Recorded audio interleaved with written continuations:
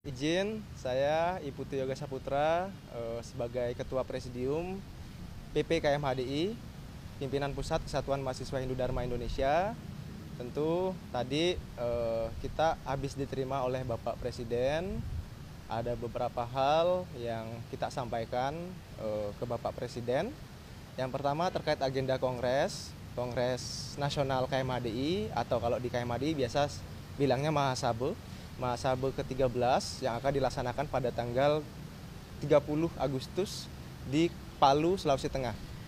Tadi Bapak Presiden menyampaikan sangat berkenan untuk hadir. Nanti tinggal dicocokin aja jadwal teknisnya seperti apa ke Setnek atau Seskap gitu. Kemudian yang kedua, kita menyampaikan terkait IKN bahwa akhir-akhir ini banyak keributan terkait IKN.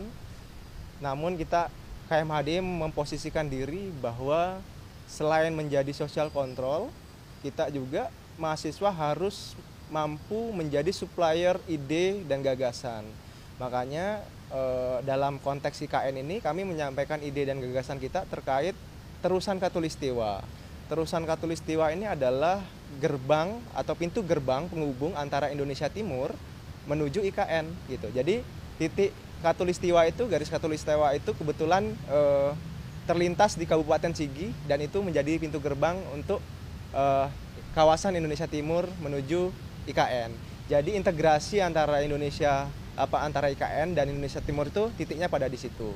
Nah, itu yang kita sampaikan ke Bapak Presiden, karena juga selain menggagas hal tersebut, kita juga memandang bahwa IKN ini kan semangatnya untuk menciptakan inklusivitas ekonomi di kawasan Indonesia Timur. Saya rasa terusan Katulistiwa ini menjadi salah satu ide yang mungkin bisa dipertimbangkan oleh Bapak Jokowi. Dan tadi Bapak Jokowi senang gitu, adik-adik ternyata selain ngeritik gitu kan, tapi juga memberi solusi sebagai problem solving terkait beberapa masalah-masalah yang dialami oleh pemerintah. Itulah tugas kita sebagai kaum akademisi, kaum intelektual, maka kita menyampaikan gagasan tersebut. Selanjutnya, kita juga menyampaikan ke Bapak Presiden tadi terkait peraturan Menteri Agama yang mengatur tentang pasraman.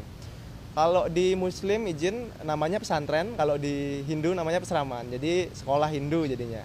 Nah, selama ini kan sekolah Hindu ini statusnya masih non formal gitu. Jadi kita meminta ke Bapak Presiden, goodwill Bapak Presiden untuk bisa memformalkan agar standarisasi guru, standarisasi kelulusan itu dapat setara lah gitu.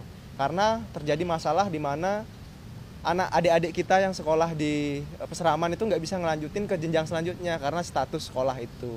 Maka dari itu kita inginkan untuk disetarakan lah, disesuaikan melalui peraturan Menteri Agama. Yang terakhir tentu tadi kita meminta dengan segala hormat kita untuk Bapak Presiden hadir sebagai atensi tambahan kita, dan Bapak Presiden sih mengatakan sekali lagi sangat antusias untuk bisa hadir di tengah-tengah umat Hindu, terutama generasi muda Hindu. Izin. Mungkin itu saja.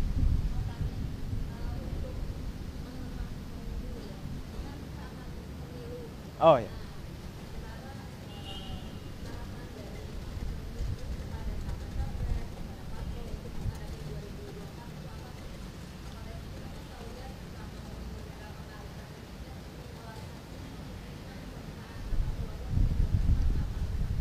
Ya.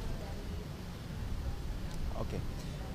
Kebetulan kita juga kemarin membuat kajian ya terkait pemilu. Sebenarnya point of view-nya adalah bagaimana kita menciptakan iklim pemilu ini sebagai perkelahian ide gitu, Pak. Jadi dia tidak berkelahinya dalam konteks ide. Negara ini harus seperti apa ke depannya? Pembangunan selama ini gimana ini? Ya, mana yang harus dilanjutkan, mana yang perlu diperbaiki, dan mana yang dimunculkan kembali gitu, mana yang belum. Nah, kalau misalnya capres ini debatnya seperti itu kan enak. Jadi nggak ada waktu untuk debat menggunakan polarisasi menggunakan atas nama agama, identitas dan segala macam gitu. Yang kemudian yaitu akan berakibat berefek domino ya. secara sosiologis terhadap masyarakat Indonesia. Makanya sebenarnya sih kita pengen, kemarin juga kita sudah sampaikan bahwa kita nantangin nih sama capres-capres, berani nggak memaparkan ide-idenya untuk bangsa kita di hadapan anak-anak muda ini, yang kemudian anak-anak muda inilah yang menguasai demografi hari ini. Apa solusi yang ditawarkan oleh capres-capres ini terhadap anak muda? Masalah pekerjaan, masalah pendidikan, apa yang ditawarkan gitu. Jadi kita mendorong ke sana, Mbak, gitu. Kalau kita mendorong ke sana, sekali lagi saya sampaikan, saya rasa sih nggak ada waktu untuk nggak ada waktu untuk melakukan politik identitas ya, gitu.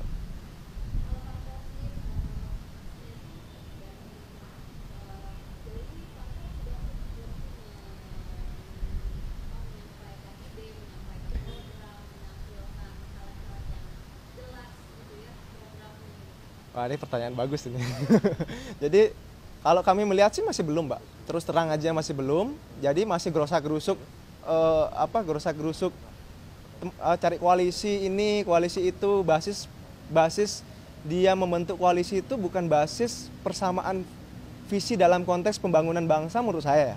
Menurut saya. Jadi koalisi yang dibangun itu atas konteks kepentingannya sama nggak sih gitu. Jadi itu yang masih kita lihat hari ini gitu loh. Kita pengen, karena parpol ini menjadi instrumen penting dalam demokrasi, seharusnya memang ide itu lahir dari parpol itu sendiri. Kemudian nanti caleg-caleg, capres-capres ini yang menyampaikan ke publik apa sih yang ingin digagas gitu, apa yang ingin dilakukan pada saat pergantian kepemimpinan politik pada tahun 2024 gitu.